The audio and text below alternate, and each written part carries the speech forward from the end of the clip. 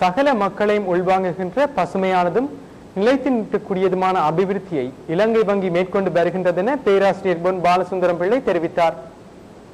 வட பிராந்திய இலங்கை வங்கியின் மெகாவாசி மற்றும் சேவ் அண்ட் வின் சேமிப்பு திட்டத்தின் காலாண்டு சீட்டிலிப்பில் வெற்றி பெற்றவர்களுக்கான ஊக்குவிப்பு பரிசு வழங்கல் நிகழ்வில் பிரதம விருந்தினராக கலந்து கொண்டு உரையாற்றும் போது இவ்வாறு குறிப்பிட்டார்.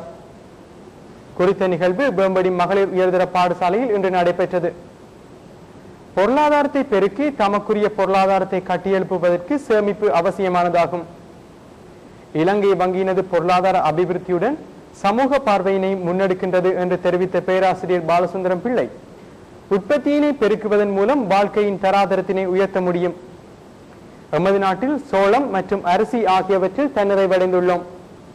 அதே போன்று பாலிலும் எதிர்காலத்தில் தன்னிறைவு காணப்படும் என்று குறிப்பிட்டுள்ளார். வடபகுதியில் இலங்கை வங்கியானது மேலும் 40 புதிய கிளைகளினை திறக்க இருக்கின்றது. இதன் மூலம் மக்களுக்கு சேவையினை மேலும் இலகுவாக்கலாம் என்று மேலும் குறிப்பிட்டுள்ளார். இன்றைய நிகழ்வில் வடபிராந்திய முகாமையாளர் KDE சுமனஸ்ரீ, செயற்பாட்டு முகாமையாளர் SM மாணிக்கசிங்கி, யாழ் பிராந்திய முகாமையாளர் திருமதி J வைரவநாதன், வன்னி பிராந்திய முகாமையாளர் S பிரேம்குமார் மற்றும் வடமாகாண இலங்கை வங்கியின் முகாமையாளர்கள் கலந்து கொண்டனர்.